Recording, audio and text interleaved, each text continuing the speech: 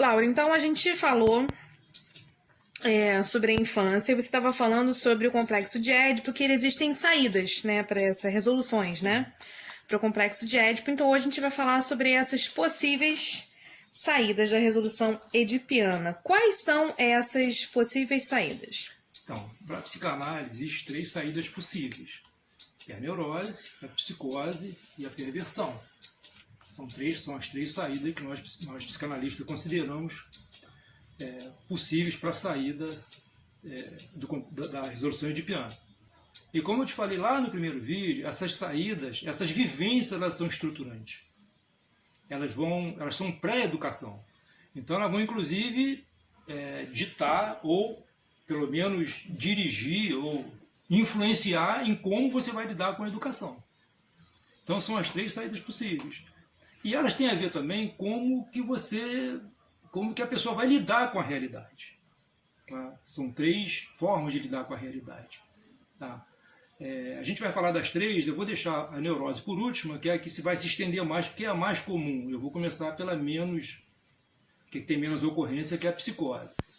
Mas assim, fazendo uma prévia, na neurose, que é a mais comum, o neurótico, ele passa pelo complexo de Édipo, ele vive a perda do amor pela mãe, ele sucumbe à autoridade do pai, recalca isso, e mais tarde ele desenvolve o superego, e mais tarde vai buscar relações semelhantes ou parecidas, situações vividas nessa infância. Essa é a mais comum, é a mais, digamos assim, mais usual e a melhor para a sociedade. Depois tem a psicose, que é que nós vamos falar hoje. A psicose, ela não é que o neurótico ele evita a realidade que ele sofre. O psicótico, ele cria uma realidade paralela. Ele cria uma realidade própria. Ele não chega a entrar, ele entra na resolução edipiana, mas ele não a reconhece. E o perverso, ele cria sua própria lei. Ele tem contato com a realidade, só que ele não obedece nada. A vontade dele que manda. O que interessa a ele é o que manda. Antes da gente falar da personalidade, vamos falar um pouquinho mais de como que ele passa pela resolução. Né? Então, o bebê, ele está numa condição uterina, né, intrauterina, que é um mundo perfeito. Né? Ele não sofre, ele não tem sede, ele não tem fome, ele não tem frio, ele não sente ainda os pesos da gravidade, ele não corre nenhum risco, nenhum impacto. Ou seja, ele está num ambiente perfeito. E, de repente, essa criança é colocada num mundo extremamente hostil. Ela vai conhecer o que é frio, o que é fome, o que é sede, né? Desconforto. Né? Então, isso significa o quê? Realidade. Ela tem que ter contato com a realidade e ela tem que aceitar esta realidade. Eu falo lá naquele nosso primeiro vídeo que nós pais temos que ser facilitadores para que a criança passe por essas fases. Então ela nasce, o primeiro contato que ela vai ter, obviamente, é com a mãe, né? As suas primeiras sensações, a sua libido vai estar voltado para a mama, como a gente falou, para a fase oral, né? E essa fase, ela é muito importante na vida da criança, e a mãe, ela tem que ser um facilitador para que a criança saia dessa fase. Porque logo em seguida ela vai entrar no que a gente chama de narcisismo primário. O que é o narcisismo? O mito de Narciso já fala, né? A pessoa que se apaixona por si própria. Então essa criança ela desconhece o outro, ela só conhece a si própria. Ela ainda não está com o ego dela ainda é muito rudimentar. Então ela não reconhece o outro, ela só reconhece a si própria. A criança, ela tem que passar dessa fase. A mãe e o pai têm que ser um facilitador para que a criança saia desse narcisismo primário. E acontece que tem pais e tem mães que não facilitam isso. Obviamente, como eu já falei, sempre nós temos que levar em consideração a genética. Tem que haver uma predisposição. Porque tu pode fazer tudo certo, dá errado, e pode fazer tudo errado e dá certo. Então tem que ter uma predisposição. Mas essa mãe, como a gente sempre falou, que toma essa criança como seu objeto, como sua posse, né? Que tem excesso de zelo, que não apresenta essa criança ao mundo, né? se integra essa criança a si, como se ela fosse sua. E você tem um pai também que não se apresenta. Porque muitas vezes a mãe faz isso, mas o pai se apresenta. Não, peraí, tu é minha mulher. Né? Não é esse bebê, não é teu objeto. Ou seja, o pai, se houver uma relação mais ou menos saudável entre o casal, o pai vai se apresentar. E vai acabar facilitando essa separação. Então, o psicótico, a pessoa com personalidade psicótica, ela fica presa nessa fase narcísica. Então acaba que é uma junção da genética com a mãe que toma como objeto, com o pai ausente. Pode ser que ocorra essa personalidade psicótica.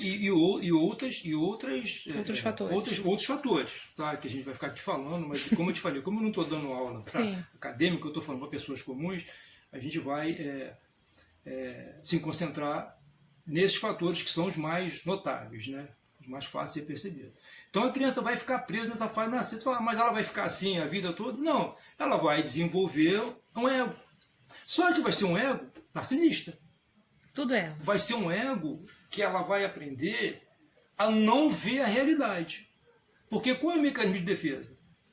Não é que ele negue a realidade. Quem nega a realidade é o neurótico. Ele cria uma realidade paralela. Então essa personalidade, como eu te fiz lá atrás a pergunta, é uma pessoa que vai criar uma realidade paralela. Vai criar uma realidade paralela. Então ela vai passar pelo complexo de Édipo sem sofrer. Não vai nem se dar conta. Não, ela vai criar uma realidade paralela, vai se desenvolver, vai crescer e vai ser... ela pode ser desde uma pessoa com traços de narcisista, um narciso, né? Uma personalidade com traços de narcisismo, e pode ser uma pessoa que vai até o surto psicótico, que tem alucinações, que tem visões, né? Ou seja, que surta. Sim.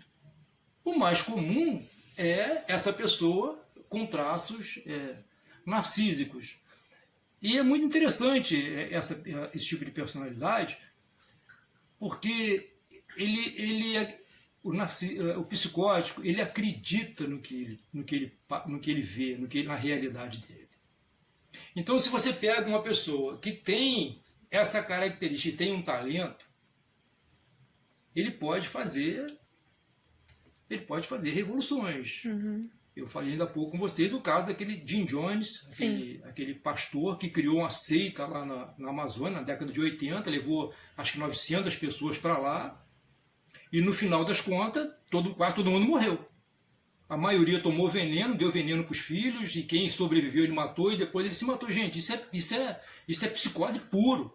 Ele criou um mundo, e como o psicótico ele acredita no que ele fala, aí é como a gente diz, não é mentira se você acredita. Sim, claro. Né? Como ele acredita no que ele fala, no que ele acha, ele acaba convencendo as pessoas. Outras pessoas. Se ele tem o talento, que nem esse pastor, ele devia ter o talento da oratória, da retórica, devia ser uma pessoa... E outra coisa, essas pessoas, eles aparentemente têm uma autoestima muito elevada. Eles são extremamente inseguros, mas o psicótico é como se fosse um personagem. Como você falou que ele cria a realidade, ele também cria que ele é... Exatamente. Né, o bom, o melhor. Eu costumo dizer que o narciso, a personagem narcisista, é oca. Ela é um personagem, ela cria um personagem para ela. E outra coisa, ela não tem sentimento, tá? Ela não ama. Como é que ela ama? O que acontece? Ele, lá atrás, ele aprende a não reconhecer o outro. Então ele não vê o outro. Sim. Ele cria uma realidade paralela. Então, se ele não reconhece o outro, como é que ele vai amar? Então, como lidar com uma personalidade narcísica? Então, eu sempre falo o seguinte, que as relações, muitas delas acontecem porque as neuroses se casam. Né? A pessoa tem uma carência, a outra tem o que oferecer. Tá? Como eu te falei, o narcisista, normalmente, ele aparentemente tem uma autoestima muito elevada. Porque, gente, quando você acredita numa coisa, você defende aquilo que você acredita. Claro. Como ele acredita nas ideias dele, ele normalmente, logicamente, as ideias dele são sempre para colocar para cima, né? Nenhum narcisista sempre as melhores. Ele nunca se acha o mais feio do mundo. Não. Ele se acha sempre o mais belo, o mais sábio, o mais inteligente, o mais capaz. E com essa retórica, com esse discurso, ele às vezes acaba convencendo outras pessoas. Outras pessoas. Dessa verdade, né? Eu posso citar aqui um caso que eu tive conhecimento de uma moça que ela foi criada por um pai muito forte, né? Um pai muito... passou do limite. Como eu te falei, o pai demais atrapalha, a mãe demais atrapalha. O pai foi um pai muito forte, muito imperativo, muito incisivo, né? Essa menina passou, sobreviveu a esse pai, né? Conseguiu se libertar desse pai, tocou a vida dela, sofreu lá a resolução edipiana dela, desenvolveu uma personalidade. E mais tarde, quem que ela foi buscar? Ela foi buscar um parceiro, um homem, que representava esse pai forte, esse pai presente, esse pai seguro de si. Uhum. E teve um longo relacionamento com essa pessoa, né? Essa pessoa era um zero à esquerda, uma pessoa oca, uma pessoa vazia. Mas passava confiança, poder, autoestima. E é o que ela queria. Sim. É o que ela precisava. E ela acreditava nisso. E ela acreditava nisso, até o dia que ela, por circunstâncias diversas, ela começou a cair na realidade, começou a perceber quem era essa pessoa e começou a questionar o posicionamento dela, o relacionamento acabou. Porque o narciso, ele é assim, tá? Ele precisa sempre que alguém o coloque naquela posição. Se você o questiona, então você fala, como se desenvolve a relação? O amor dele é esse. Ele ama a pessoa que o coloca aonde ele deveria, onde ele acha que deveria estar. Se você o tira desse pedestal, o amor acaba. E aí parte para outro. Egoísta. E qualquer tipo de relação. Qualquer tipo de relação. Pai, mãe, filhos, trabalho, esposa, marido. Exatamente. Extremamente egoísta. Não tem empatia com o próximo. Não tem, não se importa com o sofrimento alheio, não gera laços afetivos, não tem amor. E em alguns casos podem ser pessoas extremamente perigosas. Por isso que eu estou te falando. Ela pode deu de um surto psicótico ou pode ter uma ideia dessa alucinatória, né? Uma ideia dessa que nem esse pastor, esse Tim Jones fez, e levar pessoas à morte, levar pessoas... pode construir... teve um outro caso interessante também que eu gostaria de falar, é o seguinte, um filho de um amigo meu estava procurando emprego, né? Estava procurando emprego, e tinha se formado, né? Nessa área de comunicação, né? De tecnologia, tinha se formado, estava procurando emprego. E um dia um amigo falou, eu tenho uma amiga que vai te arrumar um emprego. Então essa amiga pegou, entrou em contato com ele por e-mail e falou, não, eu vou te arrumar um emprego, né? Eu vou marcar uma entrevista no Rio, me dá teus dados, me dá teu currículo, e eles foram trocando e-mail, né? Trocando e-mail, e a coisa estava evoluindo. A entrevista vai ser tal dia, né? Com página na internet da empresa, coisa e tal. E a entrevista vai ser tal dia. Quando chegava no dia aí, a entrevista furou. Vai ser tal dia. Aí marcou tal dia, fez o cara e lá, chegou lá no Rio. Aqui nós estamos em Petrópolis, lá no Rio. Chegou lá no Rio, a entrevista não aconteceu, porque teve um imprevisto, volta. Ou seja, a coisa não acontecia. Até um dia que uma das pessoas próximas falou, peraí, tem alguma coisa errada. Quando foi pesquisar, foi tudo criado pela menina. Mas... ela criou. Psicose, gente. Psicótico. Ela criou essa história. Ela criou uma empresa fantasma. Ela criou página na internet. Ela criou e-mail falso. E aí você fala, ela cometeu um crime, ela não sabia o que ela estava fazendo. Ela acreditava naquilo. Nossa. Aí vieram descobrir que ela era uma pessoa psicótica. Como fica então o recalque para o psicótico e o superego também? Então, o superego ele não desenvolve. Ele não desenvolve o superego. Ele não chega nesse estágio. Né? Ele para o narcisismo. Ele fica preso muito antes. Ele passa pela resolução edipiana como se não existisse. E os recalques para ele? E o recalque volta em forma de alucinação. Quando ocorre recalque, quando ele recalca alguma coisa, ela costuma se manifestar em forma de ouvir vozes, né? Pessoa que ouve vozes, alucinação, entendeu? Mas não sofre aquele retorno do recalcado que nós vamos falar na neurose. Que a gente tem, né? Não sei, você é neurótico? Pois é. Gente, é isso aí. A gente vai... As pessoas que me ouvirem vão se enquadrar. Sim, com certeza. Alguém vão conhece. Vão se enquadrar numa dessas três saídas, mas, gente, eu vou repetir. São tendências, são tipo de personalidade. Transtorno é outra coisa. Tá bom? Tá bom. Obrigada.